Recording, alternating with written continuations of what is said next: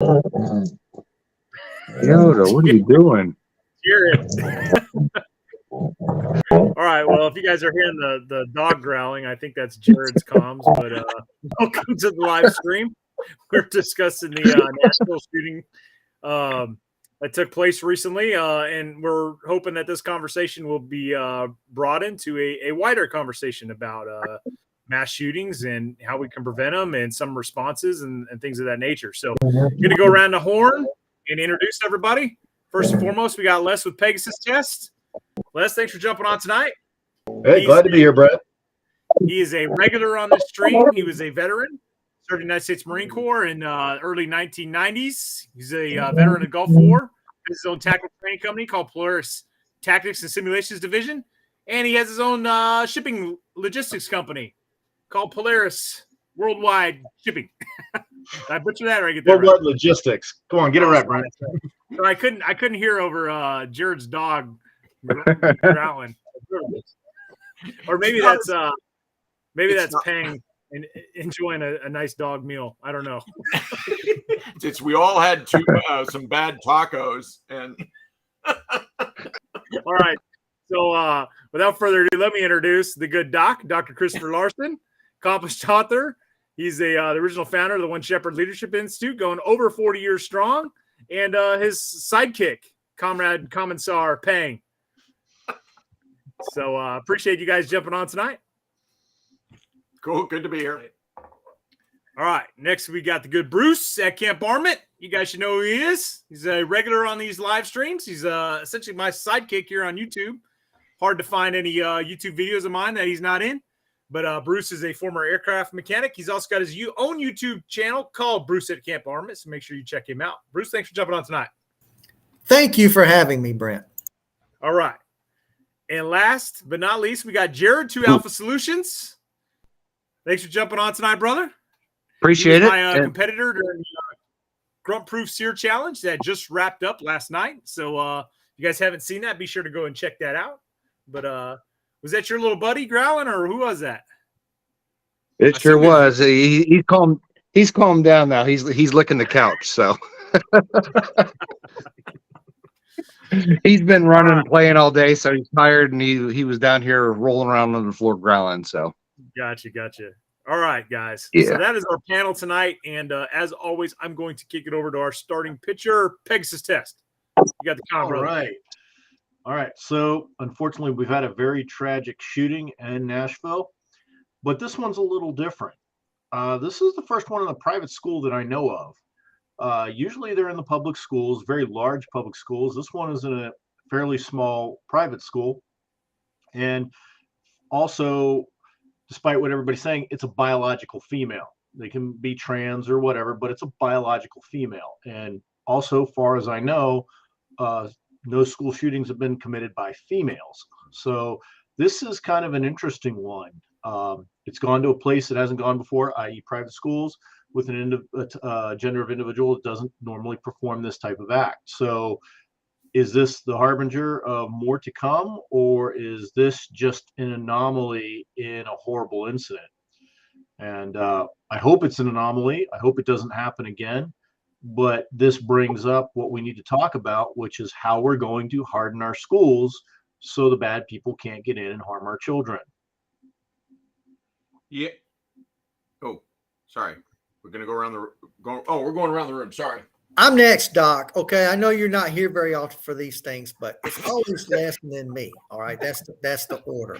So yeah, this is strange.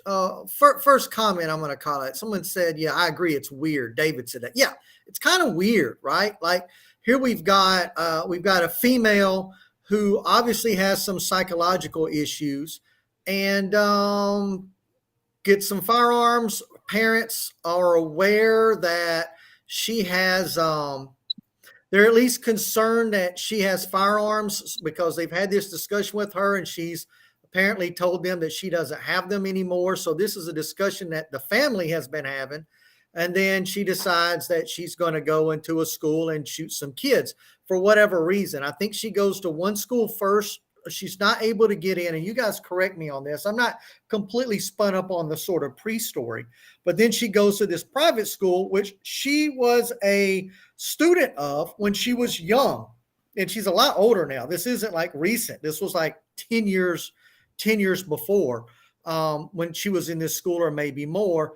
And obviously, it doesn't matter what she is, who she is, what problems she's got. Anybody that decides that they're going to go and hurt children, they're going to have some major psychological issues. Anybody that has that kind of connection in their head. But justice was served swiftly and severely, as we have all seen. However, that does not do much to calm the hearts of the families who lost those children, and the 3 adults that were killed as well. Initially, reports were she came in through an open door. That's not the case. We all saw her shoot the glass out and come through the glass. My question to all of you is going to be one simple thing. If the adults in that school would have been armed and trained, could fewer lives have been lost? That's my question to you. Okay, so I'll report a couple of finer points. I admit that this is almost Trivial Pursuit, and I don't mean to make it trivial, because there's people who have not so trivially, been impacted by this tragedy, and so I don't want to, diminish that.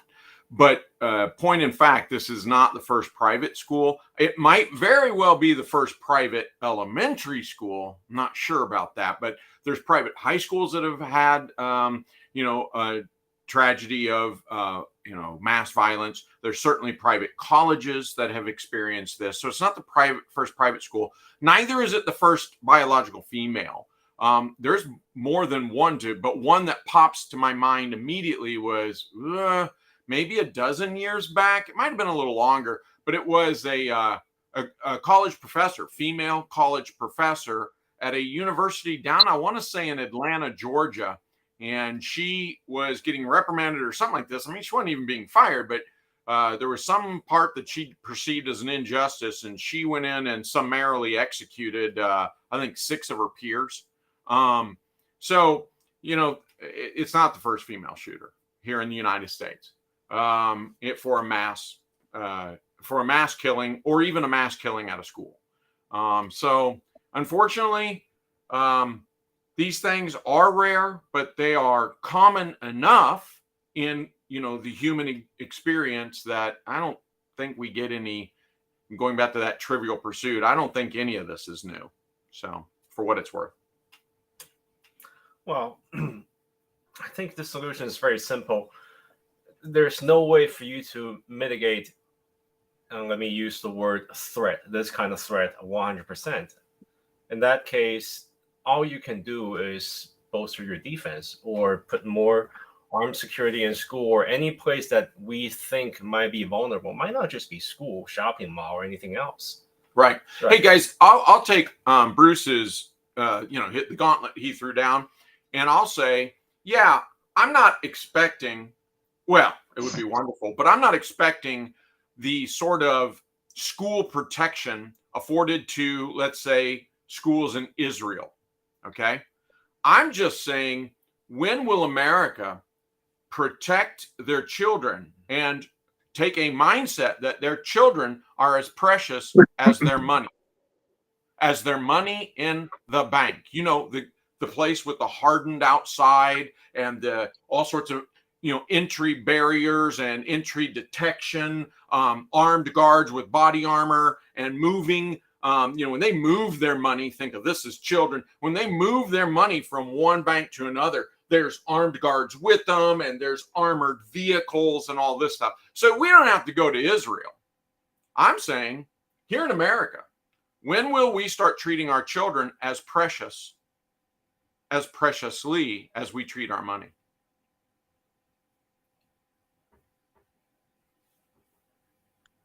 All right. So the first real school shooting I remember was Columbine in, I think it was 1999 or early 2000. I don't remember. It was right after I got out of the military. I remember my dad saying, that, hey, we drove right past that on our way back from Nevada, whenever I went back to Pittsburgh when I got out. But so this has been going on for 24 years now. And it keeps upticking more and more every year. So there was some kind of disconnect that started to happen prior to this. And it gets so much media attention now that anytime a kid or anybody has some kind of a mental breakdown of sorts and they don't know how to deal with it, it seems like they automatically go to, I'm going to go shoot up a school and take out all these innocent kids and whatnot. So, and what Doc was saying with the politicians and whatnot, they have to do something to harden these schools. I don't think arming the teachers is the right answer unless they have the training. And they need training all the time, not just one class a year, not just a refresher class. They need tactical training on at least a quarterly basis if they're going to carry in schools like that. And on top of that, they can have the funding. The federal government can, through grant programs, state and local governments can do it. Have law enforcement. You know, you need at least two, depending on the size of the school. We talked about this real briefly last night, Brent. Depending on the size of the school, every school at this point and from here on out should have at least 2 armed law enforcement officers in the school, depending on the size. If it's a bigger school, you know, you increase the number of officers that are in there.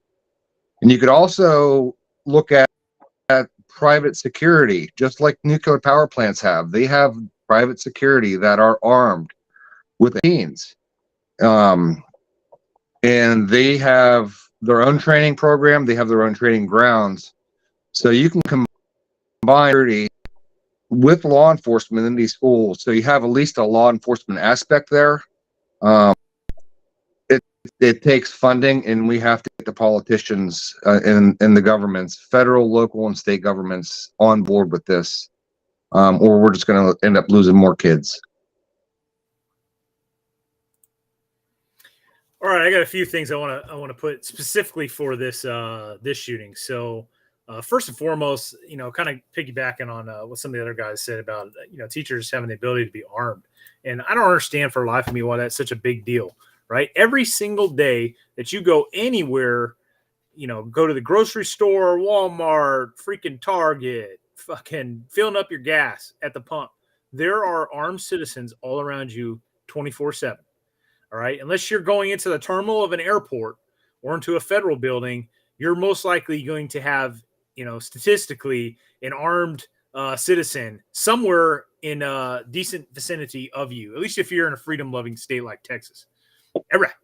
So, you know, so people that have gotten the training. Now, I understand that, you know, we went to constitutional carry here in Texas, but there's still plenty of people that have received training on how to carry firearms. And we even have school districts here in Texas where teachers are able to carry their personal weapons. And, you know, they have a handgun license and everything else. They went through, it used to be called the CHL. And then once it became constitutional carry, they changed it, or once they enacted open carry, they changed it to a handgun license. And I believe Texas still provides that training and licensing. And for the life of me, I don't understand why, you know, there's this pushback against teachers, you know, having firearms in the schools. Like I said, there already is school districts in Texas that have been doing this for many, many years. No issues, no shootings, no psycho teachers. I saw that comment earlier. Somebody said something about, after I think Bruce brought this up, they're like, well, what if the teacher's the perpetrator? Oh, well, it hasn't happened yet, man. What are the odds of that happening? Regardless, you're never going to, just like Pang said, you're never going to get rid of this problem, you know, wholesale, right? It's never going to happen. There's been mass killings in one form or fashion or another all over the world. There was just one in Germany. What do you guys think the gun laws are in Germany? They're not like Texas, right? They're probably stricter in California, and they just had a mass killing down there. And somebody else, I'm sure, can list off a whole host of them. So, in any event, I think, me personally, I think that's the solution. I'm not sitting here, Jared's saying like, hey, they need, essentially kind of sounds like the same training as a police officer. And like, for me, I'm just like, fuck, dude, if they qualify and are able to carry a handgun with, the Texas handgun license requirements that, used to be for like CHLs and everything, me personally, I'm good with that. My kids are in a school. I'm absolutely 100% happy if a teacher is carrying a firearm. And we have examples of people in churches. Churches have actually designated individuals with licenses saying, hey, you're going to be our security guy this Sunday, like 2 guys in the service, right? We have an incident where a gunman walks into a church, and guess what? Freaking churchgoer pops one right in that dude's head. Nobody was killed except for the shooter. So there's so much precedent for this, guys, and I just feel like that is honestly the sole solution to this issue. And unfortunately, it's just people just have this big mental block in their head, and they think that, oh, we can make ourselves like some fucking socialist European country, and somehow all this is going to go away, when we know that all these issues happen in those places as well. So I'm going to open up the floor, guys, so we can kick this around. Okay. I'll jump in and I'll play the devil's advocate. I'll say, okay, so I don't want, let me hear me out. I don't want lethal weapons in the school, but here's where I am willing to go. I think even I'm playing devil's advocate there. So that's the argument. Look, if you have guns in school, teachers are going to leave them in the bathroom. Kids are going to get them, play with them, and you're going to have a 4-year-old shot because some idiot left her .38 revolver. Okay. All right. So let's address that and say, fine. Other than law enforcement, and maybe there should be 2 law enforcement at every school, but other than them, no one will have firearms, because America loves to pretend that law enforcement, that they're not human. They're robots. And they're robots with guns. So robots with guns are just programmed and they can't fail. Okay, let's go with that. But what you can still have is less than lethal options. Less than lethal options gives us, stun guns and tasers and pepper spray and, disorienting sort of stuff. All of this they could be trained on and used. And yes, oh my gosh, what if you use pepper spray and get little Johnny in the eyes? It isn't blinding him permanently. It just hurts like hell. Johnny's still alive, has a good cry, and then goes home safely. You know what I'm saying? So that's one thing. But beyond the actual tools, which I do agree with, beyond the actual tools inside, let's say we're talking about some place like New Jersey, New York, California, where it's just not going to happen. They're not going to put guns inside because they're afraid of guns, because they're emotionally retarded.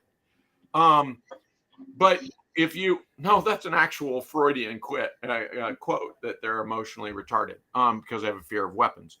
But here's even the bigger thing. Before we even get to tasers and smelling salts or, whatever, chemical burn, the point here is, what about the friggin' door? How about doors with barriers? How about doors you can't go, look, it's locked. I just won't shoot out the glass and walk through it anyway. No, how about real doors? How about real barriers to entry?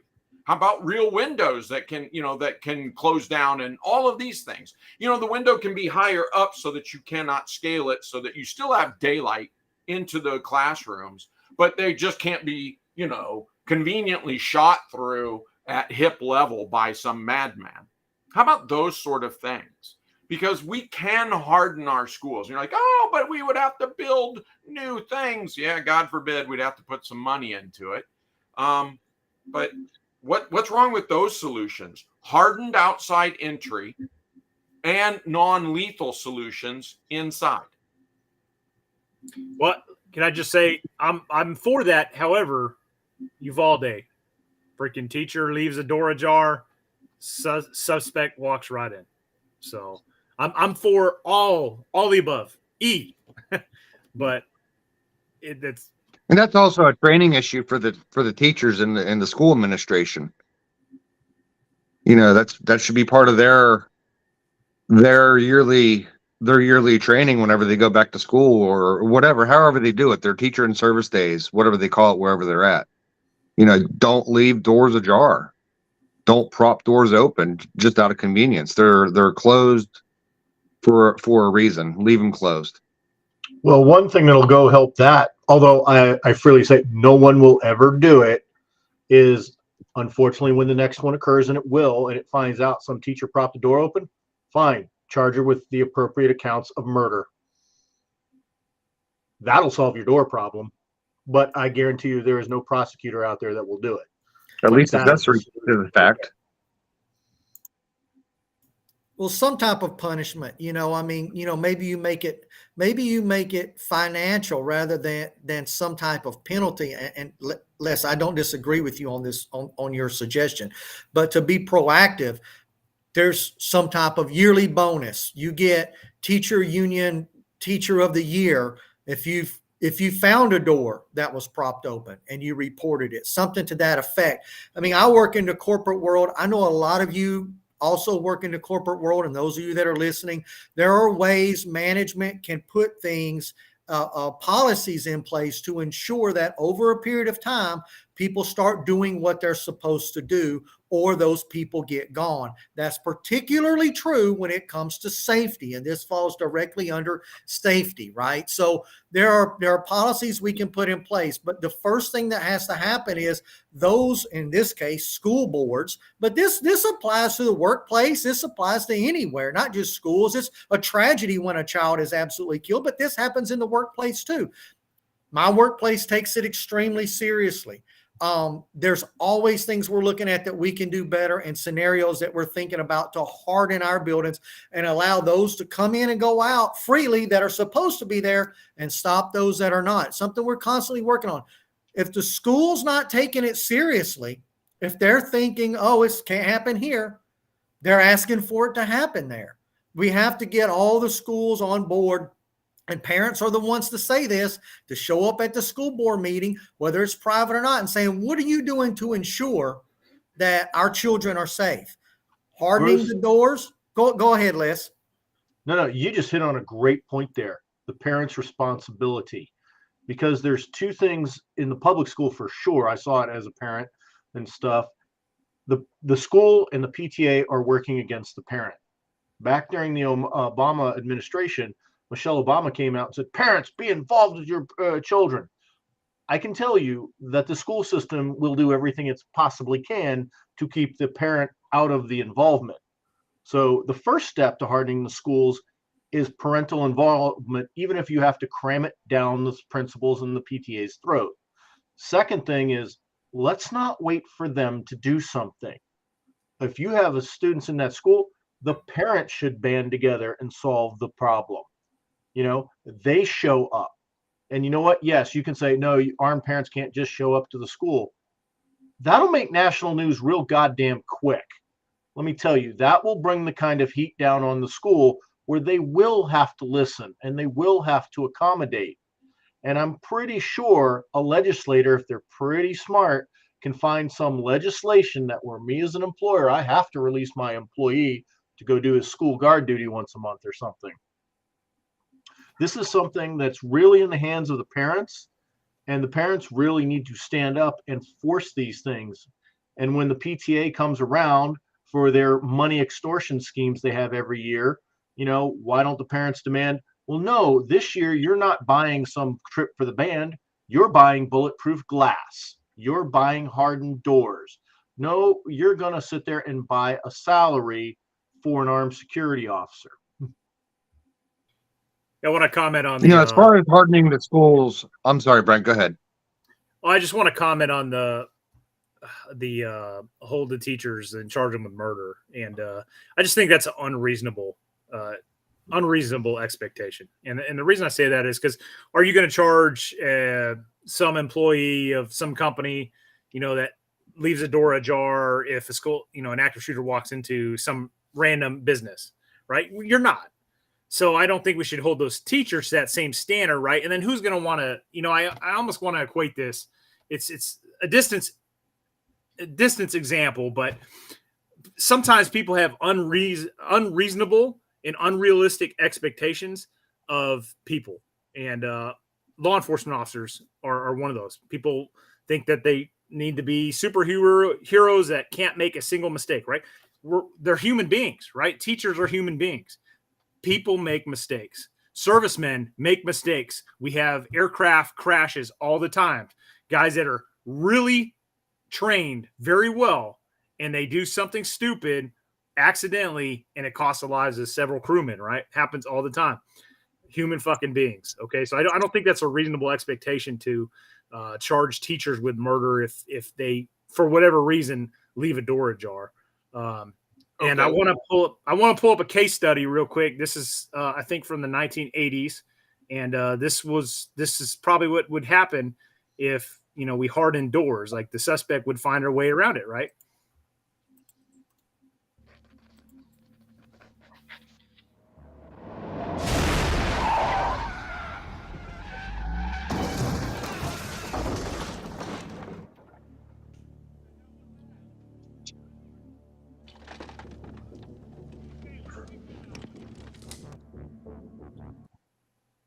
Anybody disagree with that? A case study. Well, hard to argue with your documentary evidence there, Brent. It really happened. It was 1984. 2000. Harden the school, yes. It'll make it harder. This shooter just proved it's rumored they went to the first place, couldn't get in. They went somewhere else. So you know what? I think that's a worthwhile expenditure of money, to say that, hey, they can't, if you harden the doors, at least they can't walk in now. Yes, they may crash it with a car. Okay. Pretty off chance there. And we know how to stop cars from getting in buildings. How many federal buildings and banks do you walk around and have bollards and special planters out front?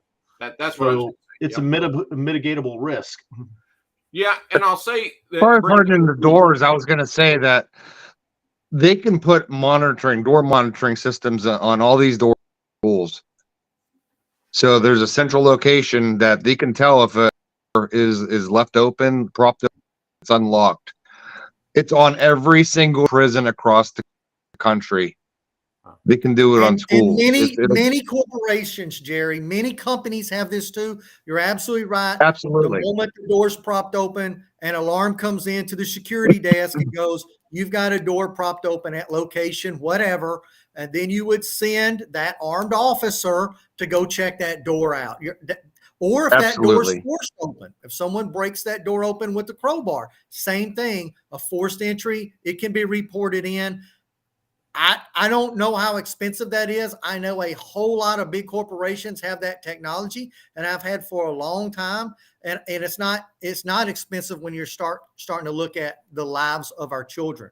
A couple of quick points I wanted to make. Right.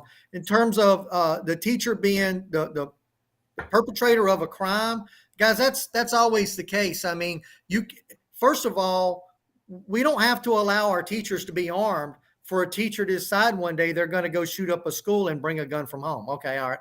And we could make the same argument about our military. We all can think of cases like Fort Hood where a soldier decides he's going to become a terrorist, shows up with the gun and shoots up the army base. But does that mean we don't allow our soldiers to ever have guns? I mean, come on, we have to push a little common sense here too. Barry Reading has made a comment a couple of times about firearm detection. Barry, I'm not opposed to technologies that can protect our kids, but in this case, wouldn't have mattered. This shooter, the police had been notified prior to this shooter walking in the doors. The moment this shooter started shooting the glass out, there's somebody outside on the phone going, hey, there's a dude out here shooting the glass out of the school. Well, some type of firearm detection, it doesn't matter. The firearm was detected before it went into the school, but the process took, even as fantastically as these police responded with their super fast police response and really doing everything that I can tell as right as it could have possibly been under the circumstance. There's a difference between having a firearm on property ready to be deployed and waiting on a firearm to get there from someone who's not really that familiar with the building. Again, could that have slowed down the shooter? Could that have saved lives? Could that have, even if a teacher fired at this person and missed, would that person have turned around and left? don't know, like you don't know their situation, but would it have saved lives? Would it have saved one life? And if so, then why are we not arming our teachers? Not opposed to training, doing that however you want. Oh, one more thing Jared brought up. Well, you know what? I'm going to hold off on that. We'll bring that up because that's another discussion I'm going to start. Well, I'm going back to what I said at the beginning of this. Banks have vehicle barriers from smashing and grabbing. I don't know if I can say all banks, but many banks, I would venture to say most banks have barriers to make sure that a T100 from 1984 can't just drive a Cadillac through the front door. They were thinking. They learned. T101. Okay, the liquid Terminator could have just come underneath the door. But other than that, I think we have some pretty good detection. You guys are talking about other things that you're saying, well, if this door opens, this window opens, if there's a breach, then there's an alarm that goes and then we go and check it out. You guys are saying all the things that a bank has. And that's what I'm saying is, come on, guys. I'm not against arming the teachers. I'm just recognizing that in certain cities and certain states, that ain't going to happen. They're not going to have deadly force. Okay. Non-lethal. Let's go with that. But the big thing is we've got to pour some money into the schools themselves to say this is important. The Terminator was a T800 Model 10. Was it really a T8? That sounds yes. It was a T800. You're not watching the documentaries enough, Doc. That's your homework. Go watch the documentaries. I thought the T800 was a calculator from the 1980s, but okay. God dang it. I lost my train of thought now. It was very, very important what I was going to say. I'm sure I was going to win the argument. I can't remember what I was going to say. Anyway, I guess this is what I was going to say. We seem to be amazed every time this happens at a school. And other people said, yeah, well, this happens at the shopping mall. And this happens at places of work and places of worship, Hell, this happens unfortunately, in apartment complexes. So it's not just in schools. But every time this happens in schools, everybody has the same reaction. And part of it's understandable, but part of it is how many times we have to go, oh my God, touch the pearls. We have something so precious, so valuable. Surely no one would want to destroy it or take it. Hold on, say that again. You have something so precious, so valuable that no one wants to take it or destroy it? Well, then it can't be that precious or valuable. I mean, this is what Germany woke up to, right? We don't need a military because our liberal democracy is so precious and so valuable. Russia would never, oh my God, build the army, quick. We need the Wehrmacht. I mean, how many times do we have to learn the same lesson, guys? If you have something precious and valuable. Government protects what is precious to them.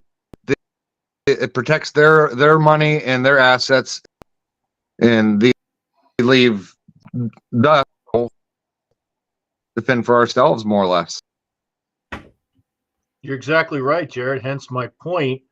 The parents of the students in the schools need to force the change. They need to be the ones forcing the schools to harden. They need to be the ones saying, no, we'll step up. We'll do our guard duty, and that will be the change because the school board can't fight that. Here in Loudoun County, of all places and stuff, this is where CRT came to a head, and then the commies lost out to the parents. The parents across the nation all stand up to the school systems and demand on how their money's being spent. You're going to get some results. Here in Louisa County, our sheriff's office here, Louisa County Sheriff's Office, and the schools, they have 2 officers in the high school, middle school, and we have a couple elementary schools. There's at least 1 officer in each of the elementary schools down here. So they're pretty well protected about hardening of the actual infrastructure of the school.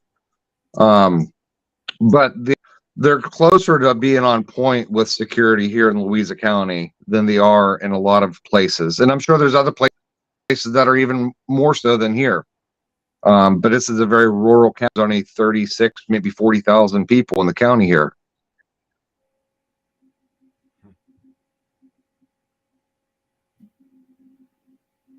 What you got, Ping? Well, pretty much you guys all said what I want to say, and let me see. I support 4 different things. Number one, the change of mindset. You guys already hit on it. If the government don't want to do anything, if the local state don't want to do anything, if the city don't want to do anything to protect the students and campus, parents could and should do something for themselves. I mean, what happened to independence? Did the government start it, or did the people wanted it first? Yeah. So that's my point. And if the entire county, let's say, for example, 40,000 people in that county, and over half of them decided, well, I'm going to volunteer 1 day per month to do a courtesy patrol of the campus that my kids is currently going to. That just means you have roaming guard on campus pretty much 24/7. So that's the first thing I support. Number 2, to arm the teachers, yes. Do they need training? Yes. Do I wish to see the teachers get, I don't know, in this case, a monthly qual or a quarterly qualification to say, well, you are proficient with the handgun or whatever firearm you decide to carry, and you can at least hit a human torso at 25 yards without missing too much and hit little Johnny on the side. And if you're not comfortable of doing that, what's the term that you guys use for the teacher that guides student on a field trip or prom? Chaperone. Right? Chaperone. What's the job of chaperone? Protect the children. Keep the kids in order. In this case, is the armed teacher supposed to keep the student safe? Come on. It's a different type of chaperone, right? Thanks. In that case, I'm just going to, if possible, let's say your normal teacher is going to be an instructor. They don't want to be a chaperone. Cool. Okay. You're just taking your instructor fee or salary. If you want to be a chaperone, you're qualified to receive additional pay, bonus, whatever the case might be, promotion, career. Yeah. I don't know. Mm-hmm. There's a lot of things. Use your imagination. And for the state of California or any other place, which gets to point number 3, if they don't allow firearm or lethal firearm on campus or anywhere, period, and it will take decades for them to change their mind, cool. Let's go with a more passive defensive mechanism. In this case, how many of you know there's first aid kit in your workplace, in the office? There's an AED hanging on the wall. All those things are designed to save people's life under emergency. In this case, can I store a bottle of pepper spray and a taser gun in the same box and have OSHA check that the same time they check the first aid kit? Read this. Hey, no. You're asking where they would store the weapons. What do you mean store weapons? That's not positive Need a control. holster on their hip. Yeah. Yeah. 100%. Yeah. You Weapons can't go don't to the need to be shooter and stored. go timeout shooter. I need to go get in the safe and get this weapon out. Then I Yeah. need to load it up. And then I need to send an email to the principal, letting them know that I'm about to respond to this. It's too late. It's on Yeah. your holster on a hip, just like a police officer, security guard, a CHL person would have, an MP in the military. It's got to be ready to go right then.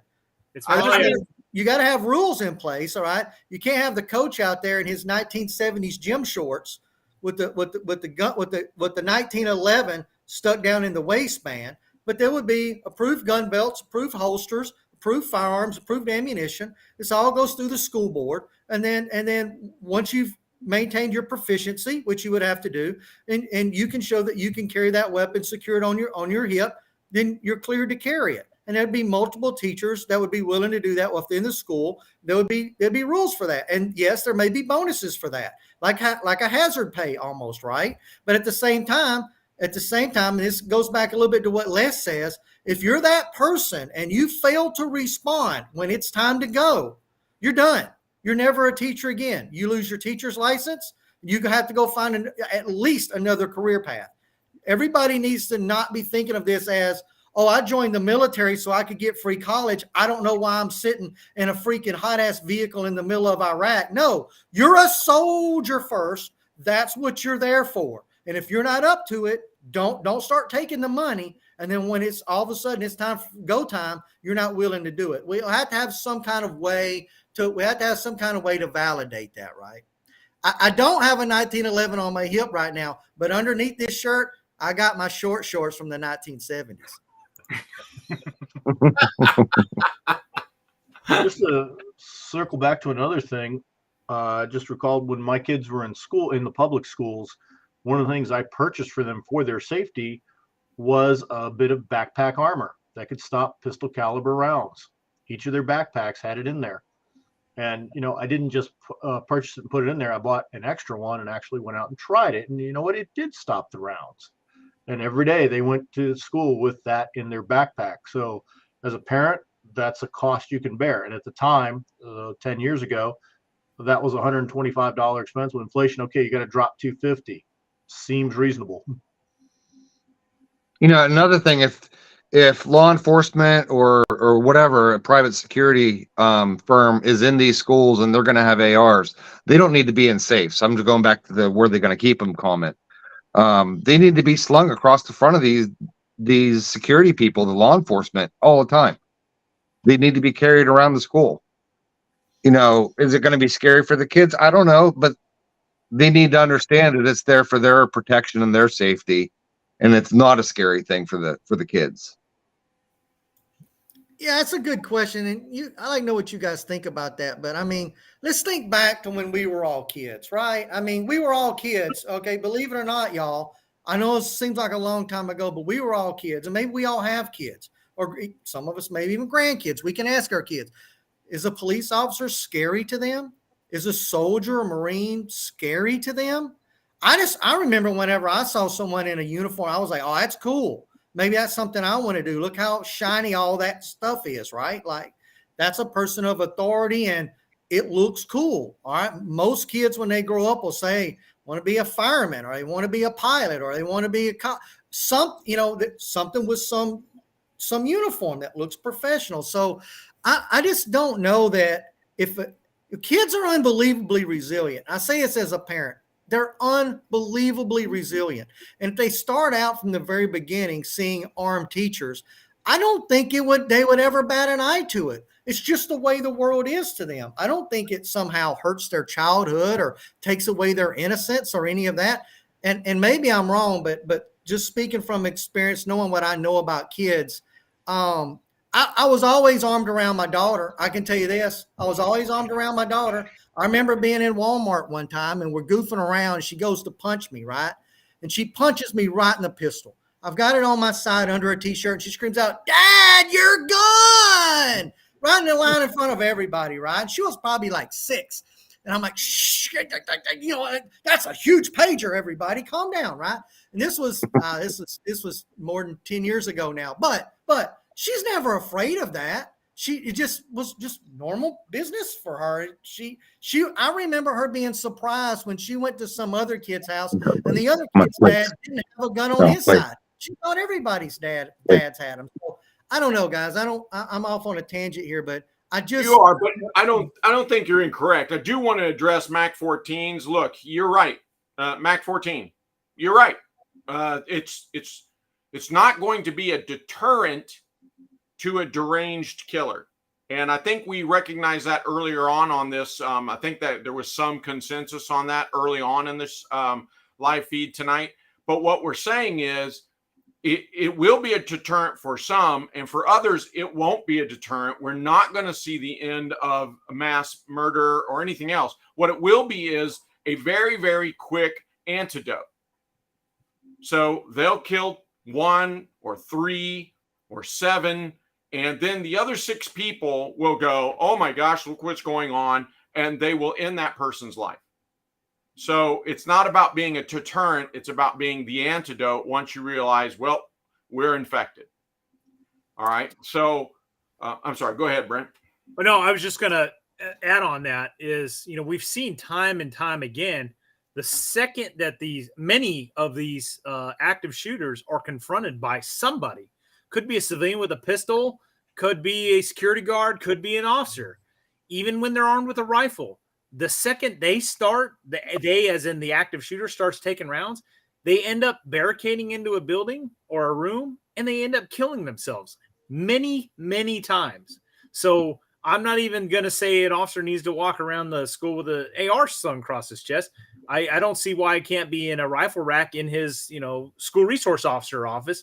And he's just doing his normal rounds with his, pistol on his hip, just like any other officer on the streets.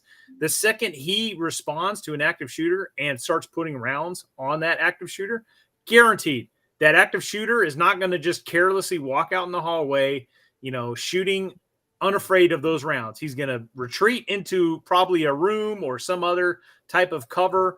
And he's either going to sit there and fight to the end, or he's going to take his own life. Most of the time, from precedent, they take their own life. And I'll follow up on Bruce's to say, Bruce, I was an Army brat, so I was in Germany in the early 70s in elementary school, and the Red Brigade was doing all sorts of acts of terrorism at that time. So U.S. soldiers had to ride on every school bus, going every morning going in and every afternoon coming back from home. We had an armed, in uniform, armed U.S. soldier on every single school bus. I remember being really cool when it was my dad's turn, and just going, hey, that's my dad, No, it didn't freak us out. It was very normal. And I think that that's just it. I have a very similar experience with my daughters doing the same thing, like either hugging or trying to grab me or trying to, like play box me and go thunk right into my, concealed carry. And they're like, ow, ow, ow, ow. Yeah. I mean, that's because they know it's normal. They're like, yeah, Dad, okay, you're carrying. Yeah, I don't think this is traumatizing at all. Now it's traumatizing to spineless, liberal types who, I mean, I'm just going to go ahead and say it. So the whole thing of my comment about, I'll butcher it, but it's a Freudian quote that said, fear of weapons is a sign of emotional retardation. And people have come back and said, oh, Freud didn't say that. Freud didn't say that. So I went and looked at, I forget which entreatise it is, but you can actually sit there and read the paragraph that, he actually said that. What he did is what this quote is doing is that will, and not traumatizing, right? Agreed. But the point is that Freud actually did say that, but he didn't say it so succinctly. You have to read like 5 sentences in a paragraph, but damned if that isn't almost verbatim what he says is, look, emotionally unstable or emotionally immature people fear weapons for these reasons. I think he's right. Well, another thing that proves that the armed people are not going to freak the children out, look at Israel. All the teachers are armed. And look at the deterrent effect. It was in the 1960s when the PLO figured out attacking schools is just bad for business. Because one, they were going to be thwarted by the teachers, and two, the Israelis kind of were very heavy-handed on the responses. Now, I know that's kind of an apples and orange comparison, but it does show kids got real used to the teachers being armed. I want to address what absolutely. That could be part of your drill duty. Absolutely. Yeah, that's a great idea. I want to address that because that was a thought that I had. Look, we already pay for our U.S. military, okay? Our active duty personnel get a check, and we're already paying for it. I'm thinking of like similar situations, like precedents, right? Like I know there are some large schools in the country where we have recruiting stations. We would have recruiters come to our school a few times a year, but I know that there are like full-time recruiters at some schools. So the question is, could we not create a prestigious position within the U.S. military in each branch? You could have, because each branch has MPs, Army, Navy, Air Force, Marines, Coast Guard. Each branch has MPs. And part of the thing about going to be an MP is once you become an MP, maybe for 1 year within your 4 years, maybe your last year, you could go and spend a year at a school. And there'd be 2 of you, and you would serve in the school as armed military policemen in a capacity you could recruit. You could be there to answer questions about the military. You could show professionalism. You could be a person of high standing that's in a professional manner that everybody can look up to in your shiny little uniform. And your number one main job is to respond to a situation like an active shooter situation. There would be there would be regulations as to how they get to be there, but each division, whatever it may be, would pick out a few names from a hat, going, not from a hat, but going, these are the best of the best. And to go there, it would be a prestigious position within the military. And guess what? There'd be no charge to the school because they're already paid for. So if you've got a school, you don't have a budget for it, guess what? Right. If you've got a big security team already in your school, fantastic, rock on. But if you're going, I don't have the money for it, this may be an option for you. They're already paid for. Bruce, I really like this Risky Kriski's his recommendation here, but let me go ahead and put a finer tip on that pencil. You could do it somewhat with active duty, but it's difficult because they are called Title 10 federal U.S. code. Whereas National Guard and, well, not reserves, they're also Title 10, but National Guard is at a state level. It's Title 32, which means not only can they do that, all we got to do is create a billet. We've got billets for recruiters. We've got billets for instructors. We've got other type of billets. So you create an NCO billet for that. You put 2 in each school. And so, yeah, like you said, we could do that. And Title 32 actually can have arrest authorities by the state. It can have arrest authorities. I would highly encourage those guys to never look at drugs, speeding tickets, things like this. They would all be about protection of the school. And I tell you what, Bruce, and Risky Chrissy, that it's got one other advantage. Since we went to a volunteer army in 73, we've had a professional army that's grown farther and farther and farther away from the civilian mass. And they just don't, they're 2 worlds apart now over the last, 50 years. This would grow them back together. So I think the benefit here is through the roof. It's a great recommendation. Every state should enact that. Yeah. Might solve recruiting issues too. We're part of it. Yeah. And another thing it would do, it wouldn't be a drain on manpower. Take an infantry company, 100 and something guys, depending if it's Marine or type of infantry company between MAC or light infantry, but you got about 150 guys to draw from. Okay, 2 guys per school. You're going to get duty twice a school year. That's it. It's not even a big drain on the thing. You don't have to create a special bullet. Everybody just has to do their time. And yes, if you have a densely populated school district, okay, more schools to protect, then once a month you get tagged with your duty. It's no drain on the soldier. It's no drain on the school. Constant presence. And it's only 8 months a year. Let's not forget. It actually works out to a full school year works out to 120 days of actual school. Yeah. So, the point is that this is doable. You're free on the weekends to do your drill. If this is, National Guard, you have winter break and summer break to do your ATs. No, I think it's very doable. I don't pretend that it has zero impact on economics. There will be, but it'll be pretty minimal. I think it's a really good idea.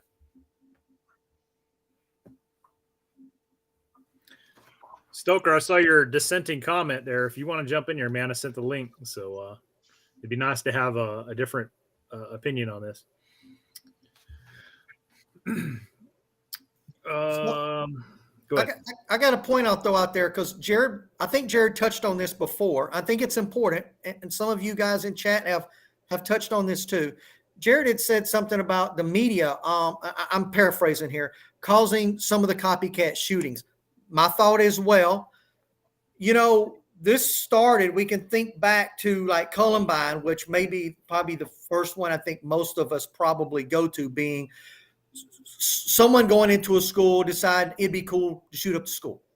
That should have been a one-off and shouldn't have went anywhere. But I do wonder how do people get the idea these days that it would be a good idea to go and shoot up a school or shoot up kids? They're getting that because someone's done it before them, and they go, maybe that's the path for me. for whatever reason it may be. And the reasons we know are varied. But this didn't used to happen. It's not got to do with the availability of firearms. Because you go back to the 1960s, everybody had a firearm. Schools weren't getting shot up every year. So what's one of the things? It's the media, social media maybe, but putting those ideas out there. And I know that it's gotten to where I've seen the media do a few different things where they didn't want to name the person. They're like, look, we're not going to name the person because we don't want to glorify what they're doing. We're not going to show pictures of the person or whatever the case may be. Nothing really seems to be, that doesn't really seem to be working. But I do kind of wonder what y'all's thoughts are. Not that I'm not blaming, neither one of us are blaming the media for it, but we're simply saying that because these stories are getting out there, then all of a sudden they sit in some psycho's head and the psycho goes, oh, I think I'll do that too. Well, and Columbine happened right in the middle of right smack dab in the middle of the assault weapons ban. And I think they used a shotgun and something else. I don't remember now. I'm sure somebody can tell me. So the problem or the issue that people say it's guns that are a problem, it's not. Something happened prior to Columbine, and I think I saw in one of the comments, I'm a little delayed on how I'm seeing them. A lot of it's these kids are getting bullied, and the ones that are getting bullied and standing up for themselves are also getting punished for standing up for themselves. You see it and hear about it all the time, even today. And that frustrates the kid that's getting bullied. They're getting punished for standing up for themselves. So I think it's a cumulative effect on them, on these kids that, not that, I don't want to see any kid bullied, but they're getting bullied from their peer.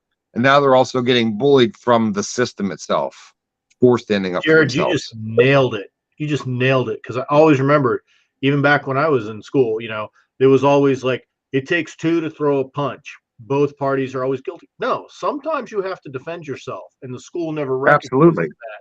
So you are hitting a nail right on the head. Is like one of the things the administrators don't want to be is the judge and jury. It's like when they need to be. They need to call out the bully and punish the bully, and and let kind of on a certain level let people know it's okay to defend yourself. It's a cop out on the administrator side because they don't want to take a side, so they punish everybody. Right. And then what happens? Because if you're the kid who's defended himself, one, he's getting bullied by this guy who's beating the shit out of him. Two, he's getting bullied by the school system who won't stand up for him. And now he's been suspended from school, sent home. That's not going over well with mom and dad either. It's because the administrators and these school boards are spineless pussies about it. They don't want to stand up for their own decisions and back their own decisions up. Hey, we're just going to punish the kid that was doing the bullying. He was wrong. The kid that was standing up for himself was right. Nothing's going to happen to him. He should be teaching all the other kids to stand up for himself. Okay, wait. Hold on, I gotta be the voice of reason here, though. It's not that I disagree with a single thing you've just said. That has been my exact frustration, Jared and Les, mine for decades. But I'm afraid what we're doing is we're tipping the conversation to blame the schools for a nutcase that came in and started slaughtering innocent children. Hold on, back up.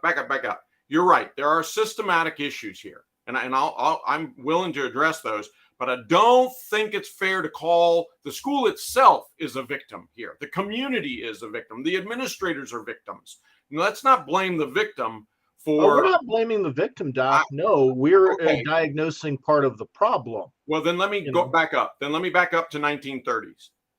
This is not Columbine was not the first school attack. It wasn't even the deadliest. And there were plenty of them before that.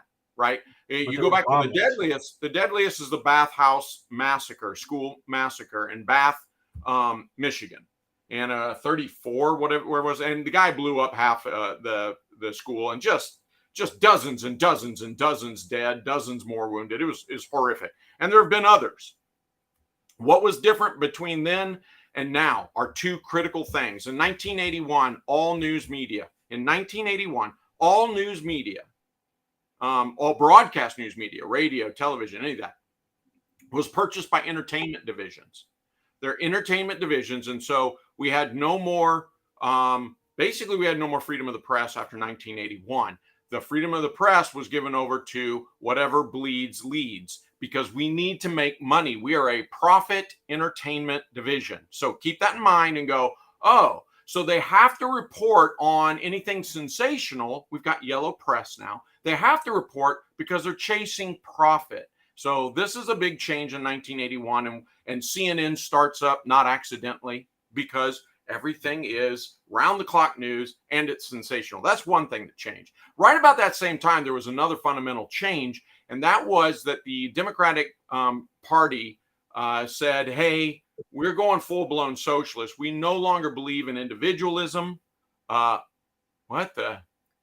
is that from? Okay. They live.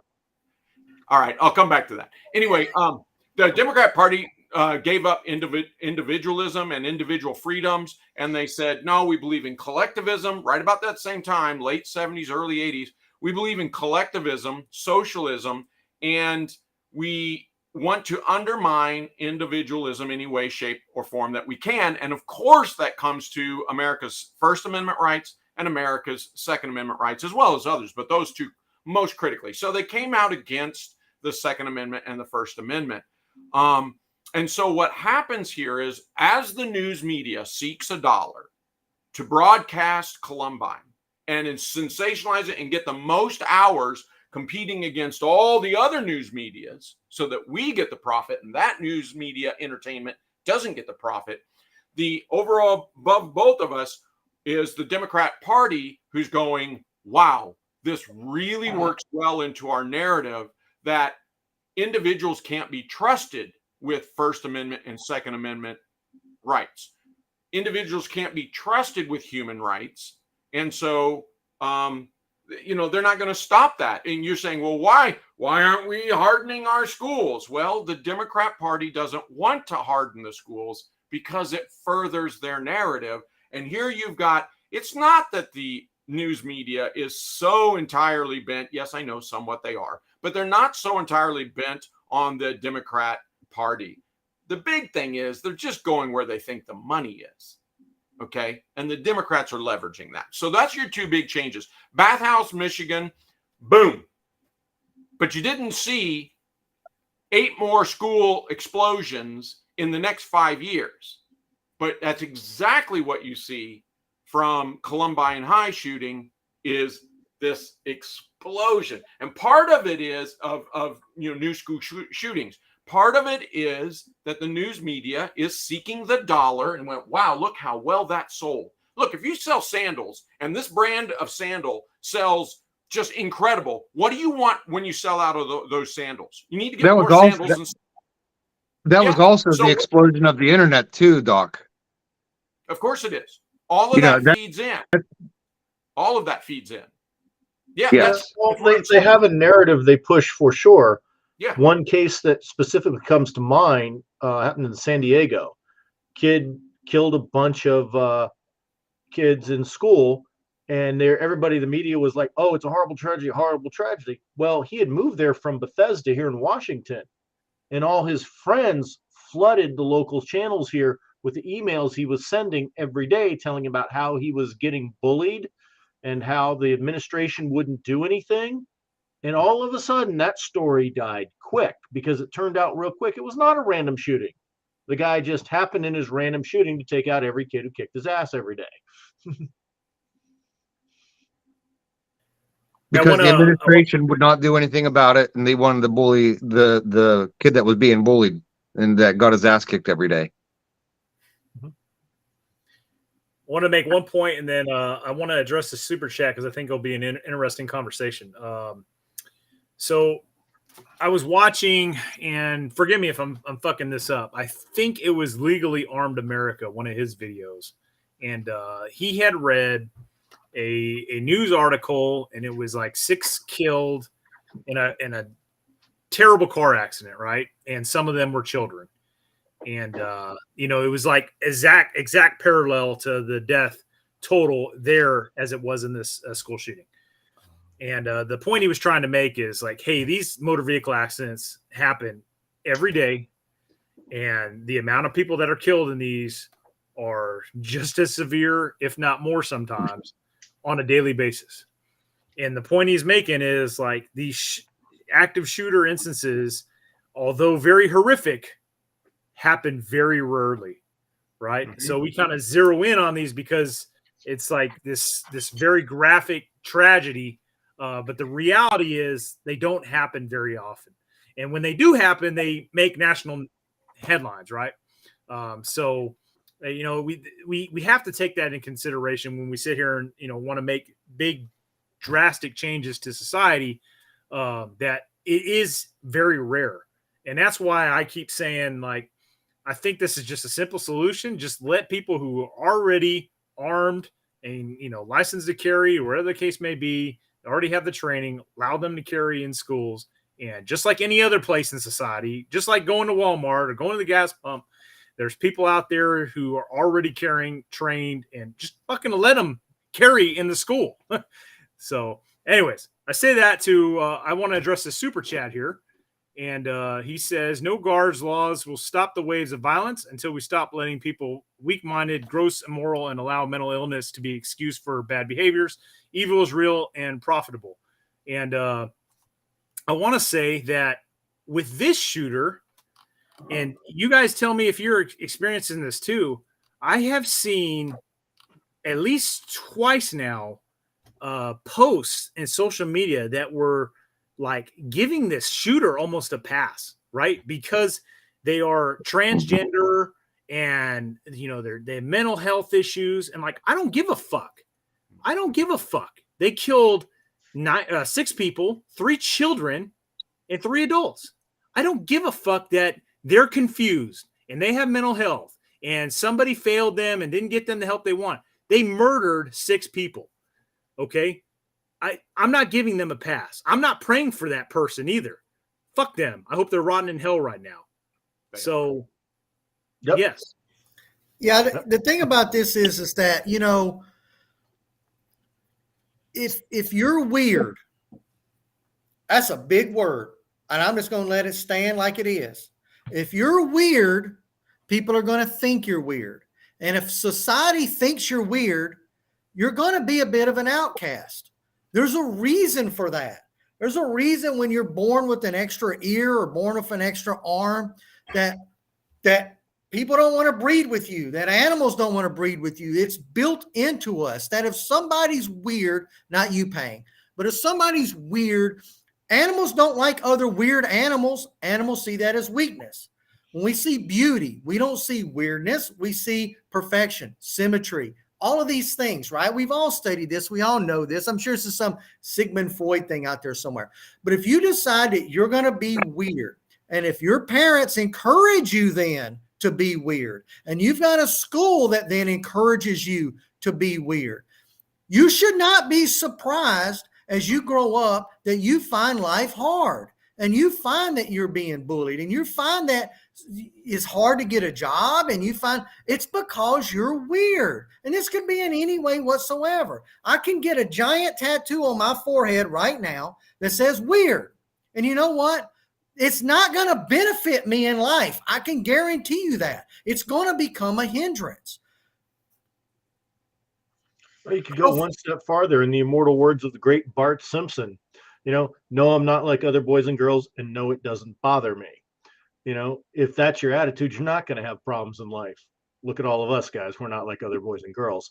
But if you sit there and go, look at me, and then people goes, wow, you're weird, and you get offended. Yeah, that proves your point right there, Bruce. Well, and I'll jump on there and say this, that, look, we have also diminished some of our own resources. Some, I'd say almost entirely, of insane asylums. I know that's an ugly word. Let's find a better word for it than insane asylums. But hospitals that were available to help, right? And we have absolutely just almost done away with these. Look, they still exist at the felony level, but that's not what I'm talking about. I'm not talking about felons being sent to an insane asylum. I'm talking about people who can elect to bring themselves in, or be persuaded by family to bring themselves in, seek help, and then, oh, by the way, because they brought themselves in, I don't care if a cop escorted them. If there's no court order, they brought themselves in. And if they brought themselves in, they can sign themselves out at any given time. I just want to be clear that that's what I'm talking about. I'm not talking about some kind of quasi prison without due process of law. That's not what I'm saying. I'm saying, where are our hospitals that used to actually be there to help people to go, yeah, man, something ain't right. I'm not happy. Let me check my Because they're pushing them right out the door as soon as they come in so they can get the next person in and make their money. Well, a lot of this is Definitely part a of lot it. of this is parenting. A lot of this is government. A lot of this is lack of churches. A lot of this are things that back in the past had a huge influence on children that now don't have children. Look, there are some people in this world that are born weird. There's some animals in this world born missing a leg. Okay, we typically have gotten away from culling the litter, which is killing the weird puppies off, because we've decided that, hey, that puppy missing a leg or whatever the case may grow up and make somebody a great dog. If you're born weird physically or psychologically, and you really, truly are weird, that's okay. In this country, we're not going to kill you. Okay. There's other countries that will. They'll tie you to a chair and throw you off the top of an apartment complex. But in this country, we won't, because we're a freaking awesome country. But life is going to be hard for you. You're going to face challenges that someone who's not weird isn't having to face. The problem with our country, and this comes to parenting, this comes to the government, this comes to schools, corporations, is that all those entities have now, over the last 20 years, started taking someone that's weird or someone that might think they want to be weird and encouraging them to be so. Sometimes even making them out to be when they're not. And we wonder why we have these problems today. They're trying to make them feel better about themselves. They tell them, oh, it's okay to be this way and that way, because they don't want to offend them and hurt their feelings. So I was at a shopping mall the other day, and I saw these very young teenagers, and I'm talking black fingernails, freaking, and just the most ridiculous outfit and hairstyles I've ever seen. Okay. And I'm just looking at these fucking creatures, and I can't imagine allowing my children to walk out my door dressed like this. So, like, whose parents are letting their kids dress like this, and who's encouraging this? Like, I'm not an advocate of bullying, but, you know, in our day, guys, come on, you would get your ass kicked at school if you showed up like that. But that's not going to happen nowadays. Almost. You know, I don't Nail on the head. I don't think it's just this generation, Brent. I think that's goes back to previous generations. When the next generation comes up, the old one looks at the new one and says, boy, you guys are fucked up. You know, that same with the 50s and 60s and going into the hippie era, you know, going in from the 40s into the 50s, from the classical period or whatever it was into that new rock and roll era. You know, they were all looked at, you guys are kind of fucked up looking, you know, because generations were changing throughout time. Right. And so when these people, you know, put themselves in those situations, when they dress like that, right, and then people do say something, and then it's like all of a sudden they become a mass murderer, and they write a manifesto and like, oh, I was treated terribly and this, that, and the other. And then you see what this person looked like on a daily basis. And it's like they put themselves in those situations. Yeah, you tell everybody you're different, they'll treat you differently. So I know we're not going to solve the world's problems overnight. I know we tend to think we are on these live streams a lot. No, but I mean, you bring up a good point. My point is, and look, guys, I'm not picking on trans. There's, I think, way too much made about this mass shooter. That's crazy. Was a trans. Whoop-de-doo, because the other mass shooters that were crazy weren't trans, you know? So I don't care if it's a male or female or wanted to be male or wanted to be female or is black, white, or green. I don't care if they were purple. The point here is what they all were, in the use convenient terms, they were batshit crazy. Okay. That's what they were. That's what they have in common. And I see the difference between the 1980s and 90s and 2000s and the 2010s and 2020s. Those are two very different time periods, because before we did not appease crazy. Before we did not attempt to appease it and say, oh, there's nothing wrong with you. You know, schizophrenia strikes X amount of people and it's totally fine. No, we said, hey, man, sorry, dude. You know, you can do it compassionately. I don't see guys in a cast that have broken their legs and go kick the cast. I don't sit there and see somebody suffering cancer and go, ha ha. I mean, what kind of asshat does that? You can look at someone who's suffering mental, emotional anguish and say, oh my God, man, I feel bad for you. You need help. Just like the guy in the cast, just like that guy over there with cancer, you too need professional help. But that doesn't mean I'm making fun of them. I'm being compassionate. But that's not what we're doing now. We've given up our compassion and said, oh, the stronger virtue is to appease people who are batshit crazy. How's that working out for us?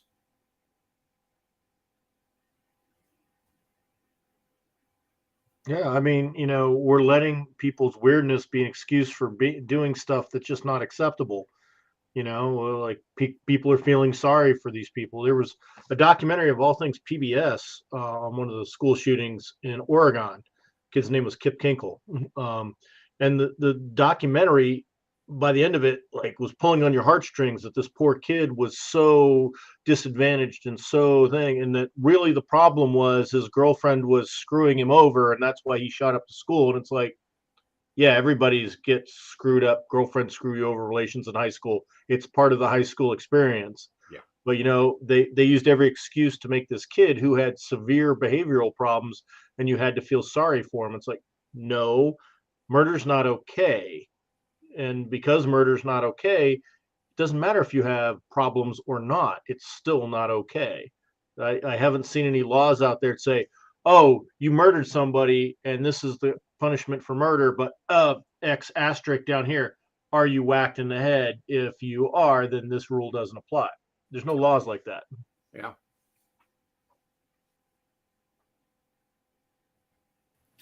What else we got? Well, if I could go back to hardening the schools, one of the things that would probably go a long way towards helping, as we harden the schools with bulletproof windows and doors that can't be breached, start treating it like a ship. What happens when the ship gets a hole in it? You batten down the hatches and it confines the damage to one section of the ship. And I think we need to start doing that with schools too, because, okay, the shooter got in school, he's wandering up and down the hallway, but he can't do anything other than wander up and down the hallway. Pretty good method of controlling it. Also, maybe start taking some of these people alive. Not that that's really that important to me, but they can't go anywhere and you've locked them in a hallway.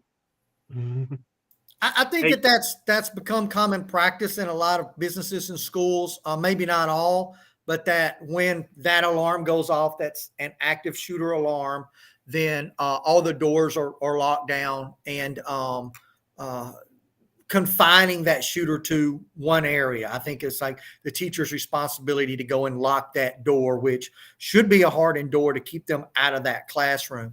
There are some other issues, because I know in this situation, they said one of the little kids was trying to pull a fire alarm. Well, that's the absolute last thing that you want to do, because if you've got a building that's under electronic control, you pull a fire alarm, all those doors release, because you want people going out of the building into the hallways and out of the exits, not locking down their doors inside of the classroom and sheltering in place.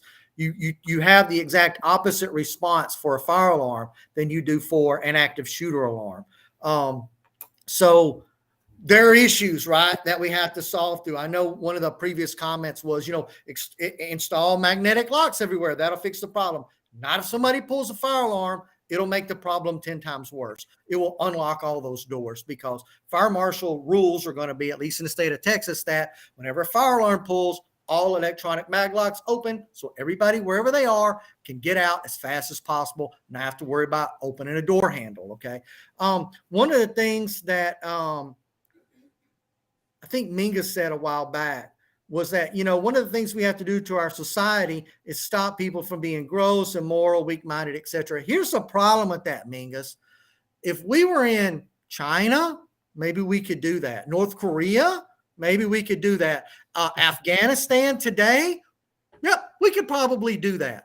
In the United States, that's the one thing that sets us apart. As I said before, you can be weird and we won't tie you to a chair and throw you off the top of a roof. You can be weird and survive. You can be anything you want to be. You want to be an 18-year-old girl that pretends to be a cat and uses a litter box? You don't go to jail for that. You guys are laughing. Google it. There's a bunch of them out there. All right. Trust me. Don't Google it. Don't Google it. Look, when we start increasing our freedoms in this country, then you're always going to have people take advantage of that and start doing really batshit crazy stuff.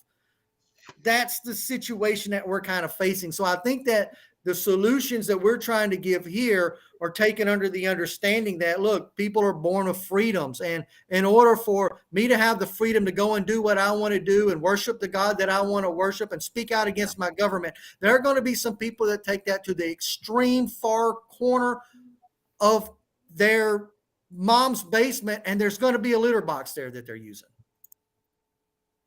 Yeah, I want to address something real quick. Les brought up, and Bruce, you just brought up some really great points. Yeah, so where do you strike that balance, right?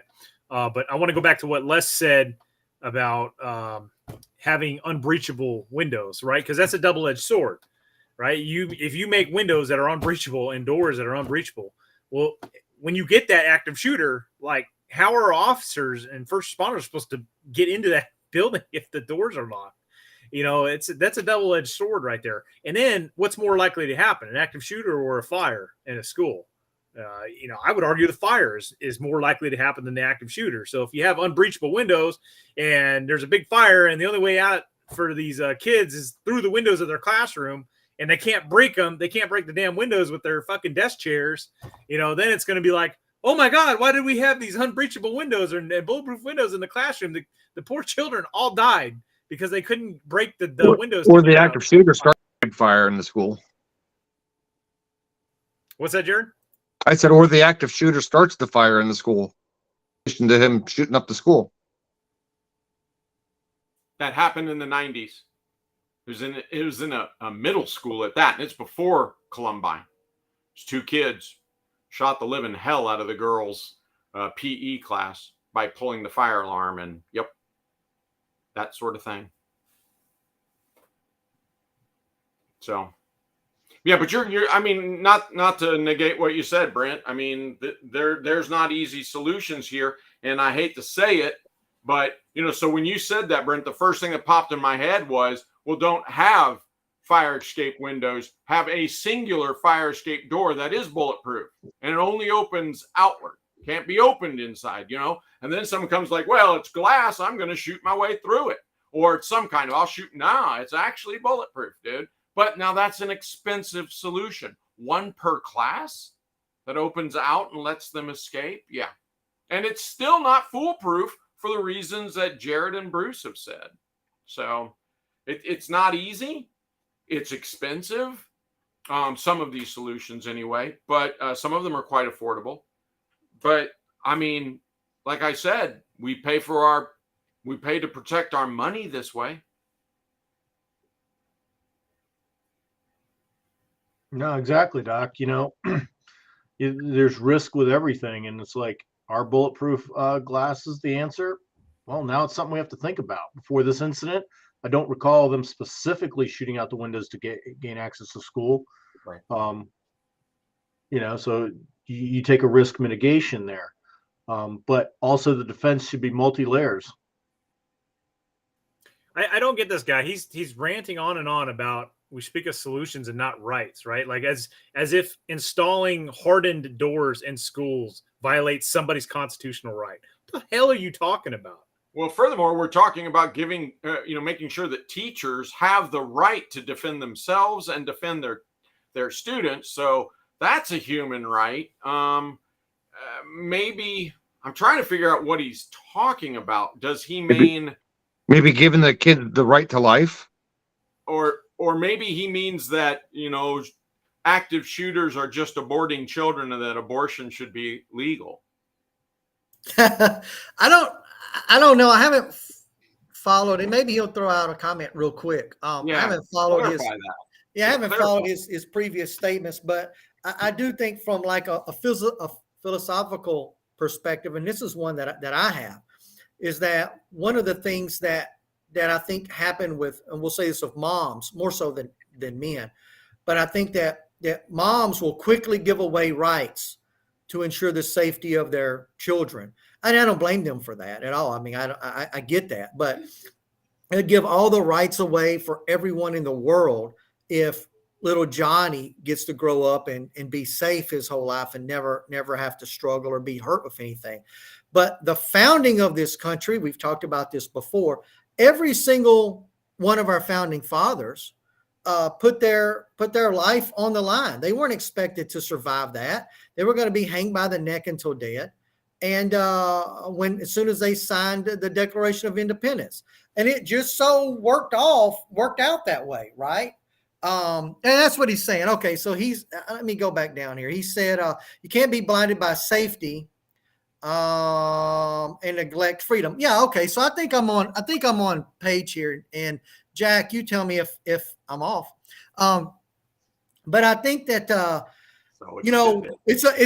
there's somewhat of a balance, and you always choose freedom over safety, right? And it was, I don't know, I think one of the founding fathers is miscredited with saying those who choose safety over freedom, deserve neither type of deal. The problem is that we've got women in this country, and half of those, and they make up half the population, and they vote. And they're going to always vote for the safety of their children, almost always. They're not going to send their kids off to war. If we only let women vote and we decide what wars we're going to go to, we're never going to go to war ever. We're going to be taken over by Pang and his people tomorrow because we're not going to go out there. We're not going to go out there and vote. Chinese are coming. They're coming.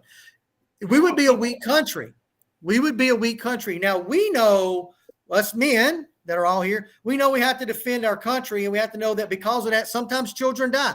Kids grow up, they join the military, they're going to go off, they're going to fight. Moms aren't going to ever decide that they should do that. I'm speaking in huge, broad generalities here. I get that. There are some moms that will and that have, and there are some dads that said no and wouldn't. But the point is that there are people in this country that will choose safety over freedom. They do it every day. And typically, when safety is chosen over freedom in a legal standpoint, we never get that back. It's taken away. Patriot Act's the perfect example.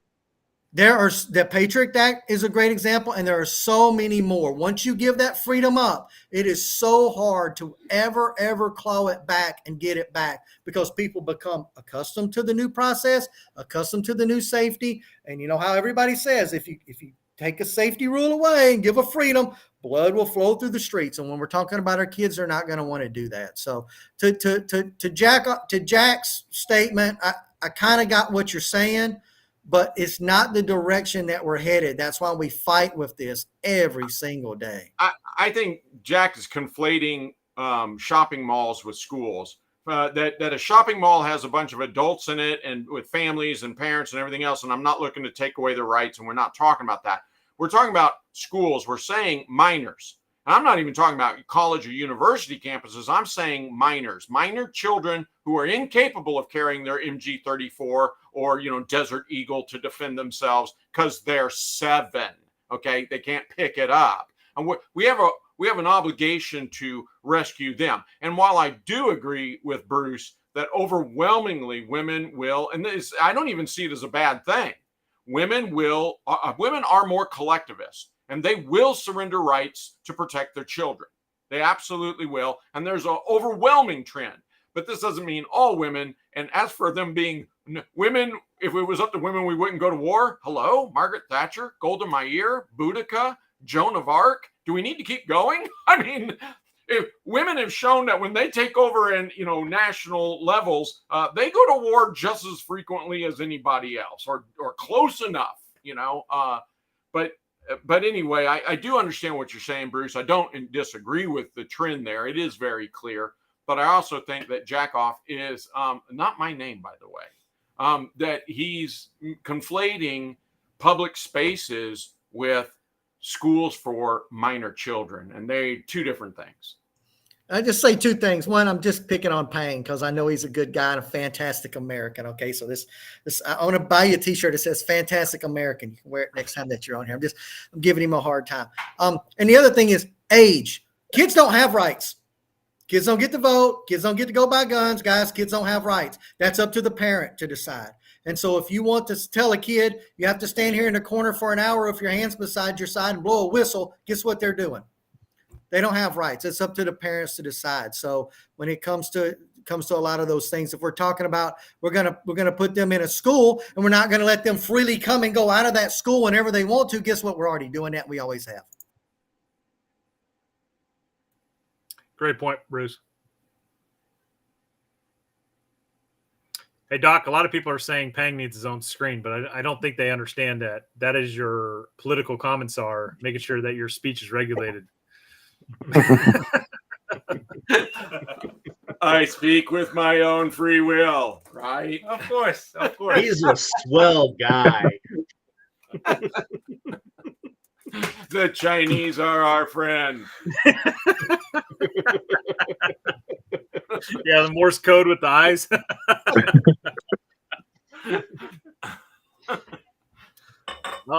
Have we expended all rounds on this topic? Because I do have another one here that I would like to get input from Pang about.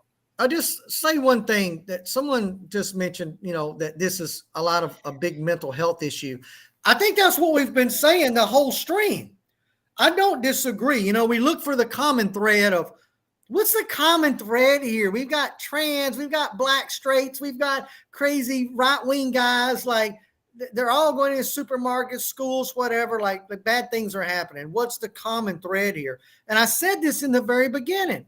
They're crazy. You can't just go out and start shooting innocent people, regardless of their age, color, whatever, religion, whatever they are, and not be crazy. And you sure don't do it to kids, right? So it is a mental health issue. And maybe we can have a stream on that one day where we talk about mental health solutions.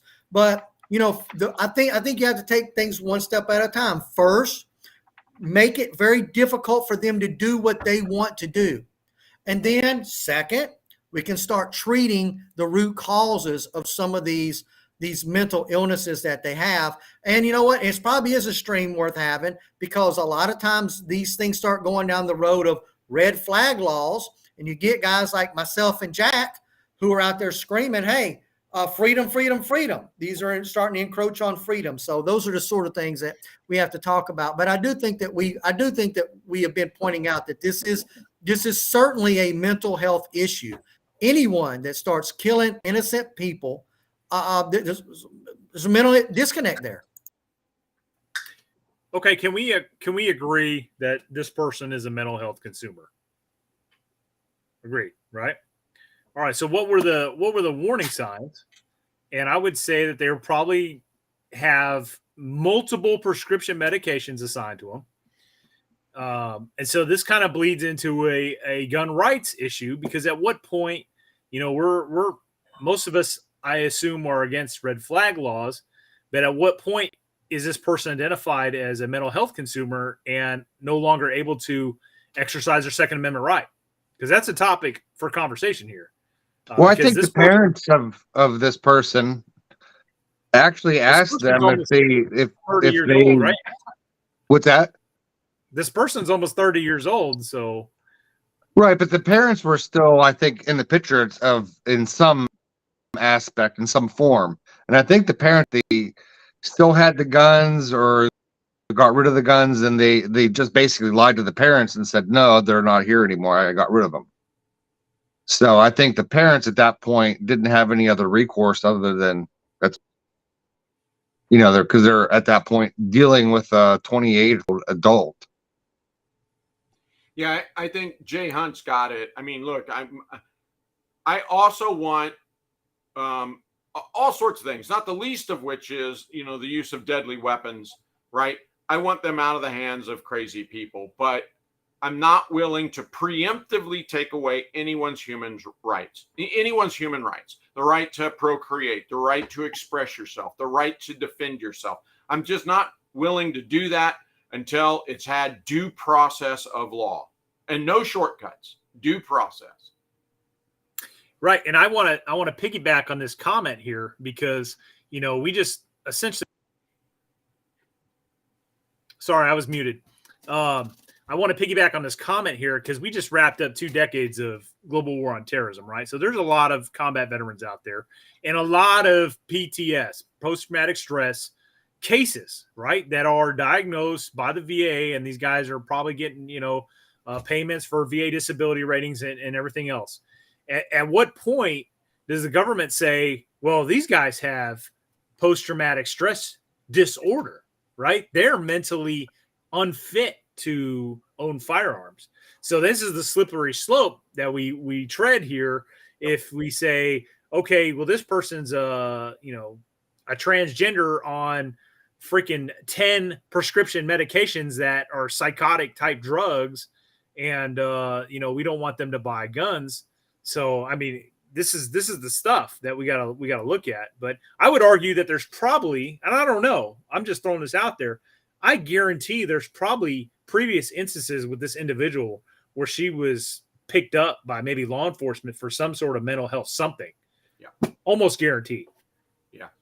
I think I remember the police chief saying that they had no knowledge of who she really was. So I don't know.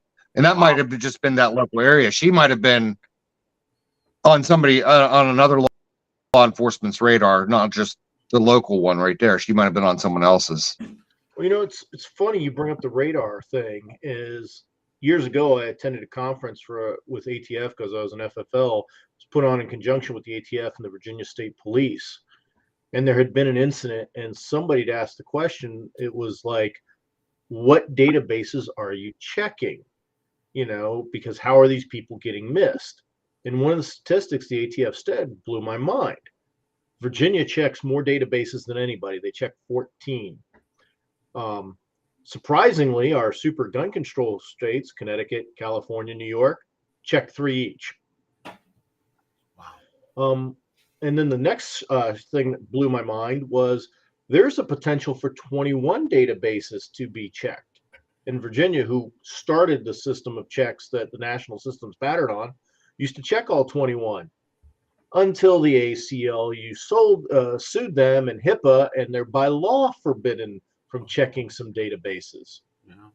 So the mental health problems we're all talking about, you're forbidden to look at. So there is no solution. Because mental health is health related and it's private information. Right. And I remember distinctly one of the questions asked by someone else was, because this was like a year or two after the Virginia Tech shooting and stuff, and they asked, why didn't that guy come up with the radar? And they were like, we're not allowed to look. Not sure I want to live in that society anyway. I'm with you there, Doc. You can woo me with, oh man, you're safe, your wife's safe, your daughters are safe. You can go do this in the middle of the night. There's not going to be any violent crime. And there's not going to be any violent crime because everybody's got a throat collar that, can be pressed and they'll be tormented and tortured or killed anytime that, okay. That's the whole thing about movies like Minority Report is just how flawed that is. We're so desperate to seek this Shangri-La, utopian safety that we diminish our own humanity. Nah, forget it. No, I agree with you. And also the problem is we've seen with the Patriot Act that if you give these red flag laws a chance, they will be completely abused. Completely, 100% abused. Do you know how you walk through the mountains and you make sure you're never attacked by wolves, bitten by a snake, or eaten by a grizzly bear? You know how you do that? You exterminate all of them. And then the only thing you have to worry about is twisting your ankle. Just kill them Then all. we can exterminate rocks. I don't want to live in that world, guys. Well, no, that would be a horrible world to live in. Yeah. Nothing in life goes, you're never going to mitigate all the risk out of every day. I mean, anyone be driving to work in the morning and be involved in a head-on crash, die. There's a risk. it's one of the funny things, Jared, and Brent brought this up too, where he's talking about, look, the risk of a school shooting versus other things in life. And we all focus on the school, right? But kids die in car wrecks every day. And we probably all know somebody like this. And if we really look at ourselves, maybe we're all sort of like this ourselves. I mean, have any of us actually sat down and looked at the number one causes of unnatural death in our community? And do we know what that is?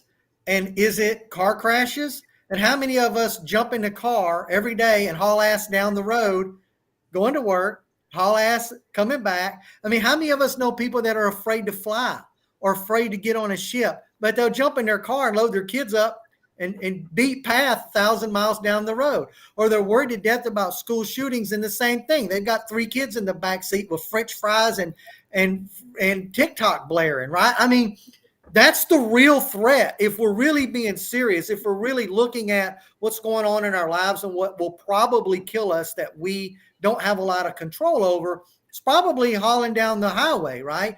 But none of us ever think twice about it, or at least most of us don't.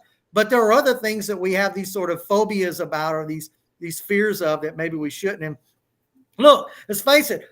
As Jared said, if the news media was covering every car crash that we had in the country every day, that's all we would ever. Nobody would watch the news. That's all it would ever be. We look at the stuff that's more strange but interesting, and if it bleeds, it leads. You put those three things together, and all of a sudden that becomes what we're interested in on social media or on the news or whatever. So maybe just I think most people don't have that kind of perspective. They just put their hands over their eyes, and they're blind to the real threats that they have and the kind of more rare stuff that happens. Like, unfortunately, school shootings that involve kids. That's what everybody's talking about. Well, just 2 months ago, we had a huge car accident, and one of the kids, 17 years old, from our local high school here, he was killed. It devastated the entire school community here. It had nothing to do with school shooting. They might have been out on the road like a fool. It happens. It's sad. Life is Yeah, but that reminds me of a thing happened when I was in high school. Everybody thought it was a horrible tragedy, and it was on a certain level. But here's a group of parents that bought their brand new 16-year-old a Corvette, who then took it at a high rate of speed the moment he got it, literally his first drive in it, and smashed himself into a construction site and offed himself. And it came out later that, before he went out and took that drive, before he went home and got his birthday present, he was out getting high with his friends and everything. So he was ridiculously impaired when he got in the vehicle, and everybody was like, oh, the tragedy. Oh, let's feel sorry for this kid. It's like, why are we feeling sorry for the kid? He was high. He was doing something he wasn't supposed to do, and then went and drove at a ridiculously high rate of speed on a dangerous road. I mean, it's a tragedy, but I'm not exactly sure why we should feel sorry for this. But everybody went and felt sorry for him and talked about the tragedy. And nobody addressed the problem of maybe 16-year-olds who just learned to drive shouldn't drive Corvettes, or maybe you shouldn't be getting high after school and driving, or maybe you shouldn't be speeding on the roads. Was it the very best? Sometimes life just sucks, and shit happens. Before I even went to the military, my cousin got hit by lightning and died. As tragic and as sad as it is, it just happens that you don't have control. I'm sorry, Bruce. Jared, don't. No. Just don't say that too loud, because Democrats will ban lightning. They will. Only high capacity lightning. Come on, guys. It's a big lightning.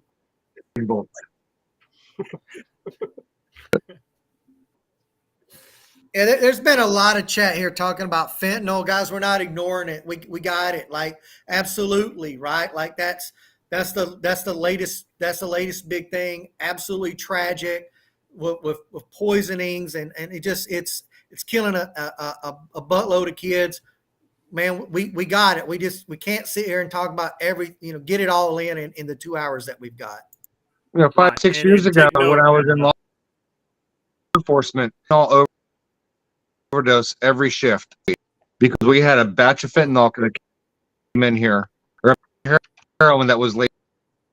People were dying left and right and down here, and so. Right. And take note that it's all coming across the wide open southern border, and Democrats want to do absolutely nothing about it. Exactly. It's coming from China. It's getting dropped by Chinese over Montana into the cartels, and it's coming across the border from. Yeah, it's Pang's Uncle Tommy there. That worked. Pang's like, they're onto us. He just takes off running. Yeah. But anyways, yeah. So Democrats won't touch the southern border, but yet mass shootings happen, and we need bump stocks gone, and fucking pistol braces. Yeah, that's the root cause. Guns are bad. We don't care for children. Okay, so we are at 15 mics, guys, until we hit the 2 hour mark. Because I got Pang here, I have to exploit him, guys. This is a once in a lifetime opportunity. I'm gonna take at least these next 15 minutes. I want to discuss this because I posted this on Instagram, I think a week ago, and it was a pretty hot topic of conversation there. Let's see that Border Patrol apprehensions of Chinese nationals at southern border up 800%. So, Pang, what are your people up to? I don't know about the number 800%, but I vaguely remember 8,000 about a couple weeks ago, that the number of Chinese national being documented crossing the U.S. and Mexican border. Obviously, that's a huge increase compared to before. Are they all seeking asylum similar to people I know? Maybe, but you cannot say that none of them have the intention or was under the instruction of infiltrating into the country and become a sleep agent.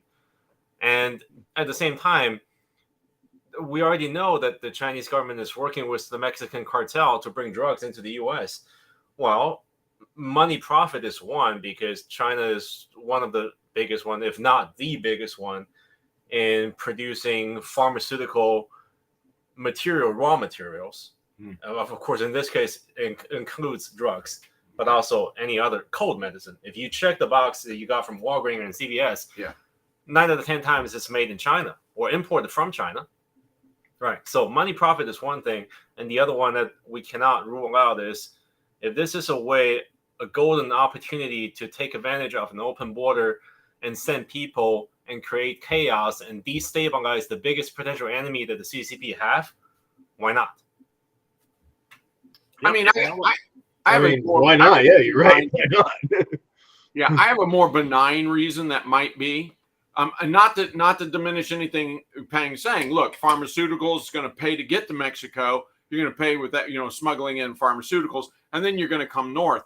I was initially going to say this is a joke, but I'm not so sure it's really a joke. In pandemic, there's many good things. I mean, like smarter things. Look, there wasn't the big bailout of large corporations, right? Thank God. But at the same time, there was a bailout. It's not the best thing in the world, but we gave people money. We gave so many people out of work money, and I'd much rather see that than bailing out Wall Street again. But at the same time, we all know what this did. It kept people from going to work. So I was going to make a joke about Chinese restaurants and dry cleaning needing, more Chinese people. But the reality is, if you have a workforce that isn't returning to work, then you do create the need for, illegal aliens that will come work under the table. And so, yeah, I mean, I could see China exploiting that need, be it economically exploiting it, whether it's with illicit, narcotics, or whether there's even a more nefarious intent of hiding, sleeper cells in there. That could be a possibility too. God knows, we our workforce is hurting. I just want to read real quick from the article. It says that at the time this article is written, 1,862 were apprehended at the border. So that's what was caught, right? Compared to FY22, 229. So that's a drastic increase. And I'm not going to say all of those people are infiltrators. Obviously, there's some very tough COVID restrictions in China. And there might be some legitimate people trying to get, but I think anyone that looks at those numbers and dismisses the fact that some of them, if not a vast majority, could be infiltrators pre-positioning themselves to attack critical infrastructure prior to, let's say, a push on Taiwan come on, guys. Like we've already shown through precedent with natural disasters how vulnerable our critical infrastructure already is. I mean, what better way to stir up and fuck up the U.S. here and at home while they make a move abroad? I mean, oh yeah, you're nailing it, Brett. And I bet, and Pang can probably comment on this, that the Chinese Communist Party is probably more than willing to let 50 just regular people go so they can tuck one guy in for great cover. They would say, okay, normally we'd go grab these 50 people and throw them in a camp. No, we'll let them go so we can get our one guy through. That's a price they're probably very willing to pay. Right. And one little Antifa guy shooting at an electrical power station took that offline for how many days? Yeah. Well, Michelle Malkin maybe. wrote the book, the political commentary, and, Michelle Malkin, I don't know if she's still active, but she wrote the book. I forget the title, but it was basically saying, look, America had intern camps during World War II, and it wasn't just the Japanese. There were German, intern camps as well. And she was unapologetic. She said, here's why that made good, common sense at the time. And she took a hell of a lot of backlash. In fact, I think that's kind of what propelled her to fame, or at least to notoriety, was because she would written this rather academic approach to, hey, this is why they did it. Again, what was notoriety is, of course, that she herself is Asian American, like she's from Filipino descent and everything else. And so, so what you're talking about, there really is a precedence of this. There really were German spies here in America during World War II. There really were Japanese spies here in America. Were they a large group? No, but they were here. And so we're right to always be looking at our border. But I do want to point out that while we have very serious issues and far more serious issues on the southern border, let's not kid ourselves. Canada has had a very warm, open door policy with mainland China for decades, guys. Toronto, they call it Little China. And who's getting who? 99.9% of the Canadian and American Chinese citizens, they come over here and then become American citizens or Canadian citizens. Once again, 99.9% of them, just fantastic people. Thank God they're here. They help make us better, societies, countries, nations, and everything else. But you're right. You're like, yeah, but what about that 0.1 or 0.01%? Is there a risk? You're naive to say there's no risk. And I do want to point out there's more Chinese up in Canada all along our border than there are in the southern border. The southern border is just more of a hot topic because it has way more problems than. Good point. Good points. Yeah. All right. Do we have anything else to say on that topic before we go around the horn and close this out? I don't know. I just thought that's very interesting. I wanted to bring it up since I had our regional expert. All of my opinions were given freely.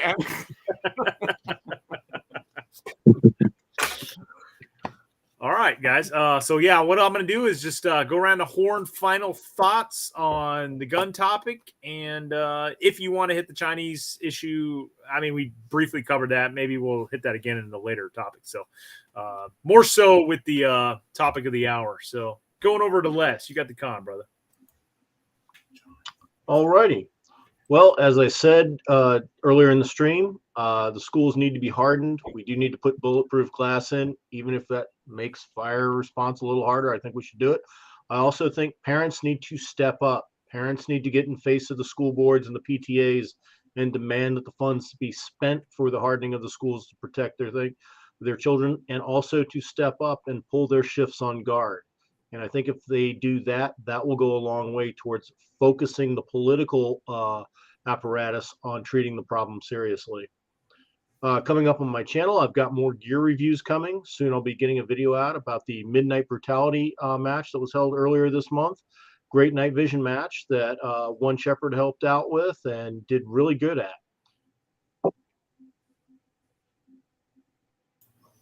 All right, so school shootings, absolutely tragic. I think that what we need to do, again, get parents involved.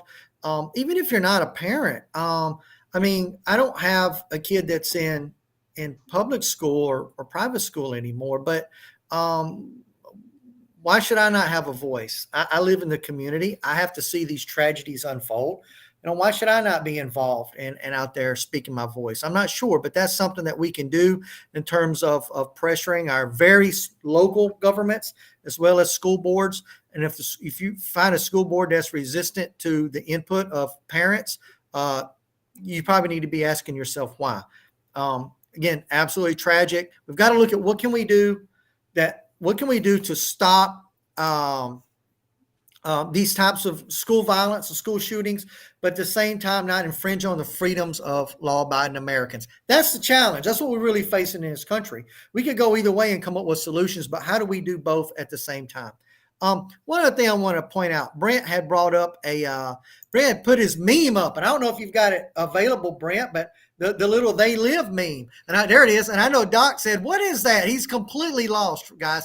We've actually got a guy here that not that this is so old he doesn't know what it is. It's that it's so new he doesn't know what it is. This movie probably came back out in the mid to late 80s, and it featured a very prominent wrestler at the time. Anyway, if you haven't seen the movie They Live, whether you're young or you're old, go check it out, because it's one of those sort of eye-opening, almost 1984 type movies. Go check it out, and I think you'll find that it's very relevant to so much of what we talk about on these streams. Doc, you go check that out too. I will. All right, so a little fired up tonight. I personally don't have any children of my own, but I'm very passionate about it. I don't want to see any child lose their life over somebody's mental illness because their mind is weak, so on and so forth. I don't think the only answer to the problem is arming teachers. I have some inhibitions about just arming teachers. I think they need the training. I think they need active shooter training. I think they need to learn how to stack up with each other. If there's going to be multiple teachers in their carrying, they need to learn how to work as a team, work together, so they don't shoot themselves, so they don't shoot other teachers, so they don't shoot innocent children. And the schools also need to be hardened. Bulletproof glass, bollards in front. Put a security booth, a hardened security booth at the front of the school, at the front entrance, where there's a security officer, an armed security officer in there that can watch anything coming in to the area, coming into the school, and being able to watch for these threats. And as far as the internals of the school, put some kind of a door monitoring, door locking and unlocking mechanism through at least the exterior doors of the school. So if a door is left open, propped open, whatever, somebody can go check that out.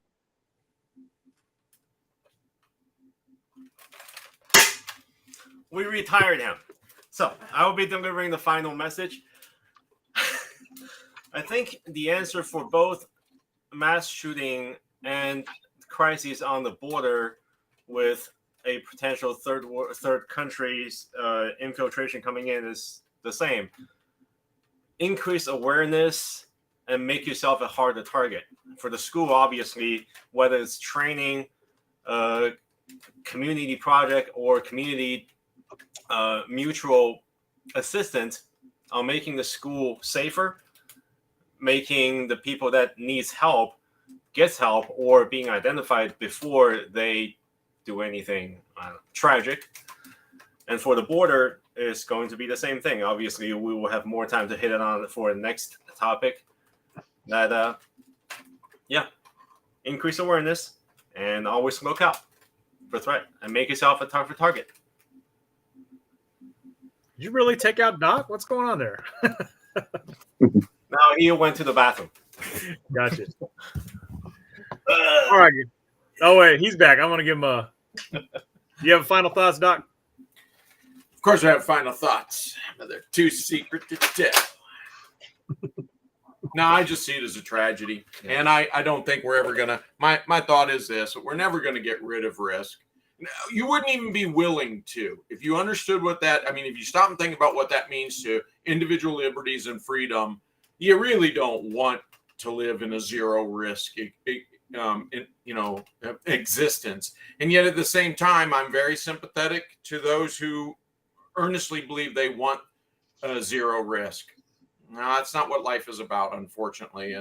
And now we've just had more people tragically killed because someone wants to abuse our human rights.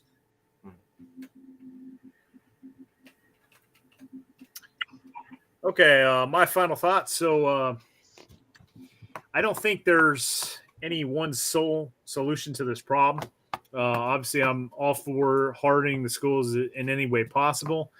We do got to be cognizant of the fact that, kind of what came up earlier. It's like, hey, if you make windows bulletproof, officers aren't going to be able to breach those windows to get into the school, and students might not be able to breach those windows to get out of the school in those situations, right? Because there's been examples of, teachers barricading classroom doors and students getting out of the classroom through the window out onto the yard and getting out of the school that way. So, it needs to be approached. And again, I'm all for hardening the schools in any way possible. In terms of arming teachers, I just think, someone that carries on a daily basis out in town, like there's no reason why they shouldn't be able to carry at the classroom, faculty wise. Is training, additional training for those individuals great? Yeah, absolutely. But I also don't have any,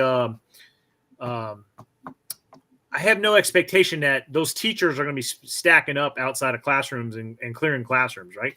That's not their role. That's law enforcement's role. But guess what? As we saw in this last shooting in Nashville, law enforcement was on the quick 15 minutes away. What expectation do I have of a school faculty person that is armed? Hey, barricading in your classroom. If the shooter's at your door and they bust into that classroom, okay, you dispatch them. Or if you're walking down the hallway when that individual just happens to come through the door with their rifle and is looking for people to kill, well, shoot at them, pin them down until law enforcement can get there. I'm not asking a school faculty member to stack up on a door and make an entry and, checking their points of domination and taking out the threat. No, pin them down with your, concealed carry weapon that you carry every day when you go out to the supermarket or wherever the case may be. Pin them down until law enforcement can get on scene, which, as we saw on the quick, they're 15 minutes away. And in that 15 minutes, that shooter was able to kill 6 people, 3 children and 3 adults. So a lot of damage can be done in that amount of time. But if they can pin them down, or at least let that active shooter know that, hey, this is not a soft target. I think that's a viable solution. And again, there's already school districts here in Texas that enable that. And I even used it as a thumbnail. There's the signs posted outside of. So that's my 2 cents on the school shooting deals. obviously, as Doc said, this is going to continue to happen. There's no way around it. There's crazy fucking people out there, and the only thing we can do is just harden the targets, right? Make it less accessible to them. So, any final thoughts, guys, before we close this out? I can't believe Doc hasn't seen They Live. That's just fucking crazy to me. Doc doesn't seem to have watched any of the major documentaries. So what we'll do is next live stream, we'll have Doc give his personal review of They Live. Yeah. So Doc, it's a great premise. Like all the government and all that is all controlled by aliens, right? That's the thing. That's the thing. Doc is actually going to really enjoy it. Yeah. So Actually, that sounds awesome. I would totally believe that's what's going on. Something's going on. So all the media that you're seeing, billboards, TV, all that stuff is just like it's giving you subliminal messages, right? And there's a certain segment of society that develop these glasses where they can see the aliens because the normal vision, they look like humans, but they're not. But you put these glasses on and you can tell who the aliens are. Wait, so. I think I saw this. If they start yodeling, do the aliens' heads blow up? No, that's a different. That's Mars Attacks. Yeah.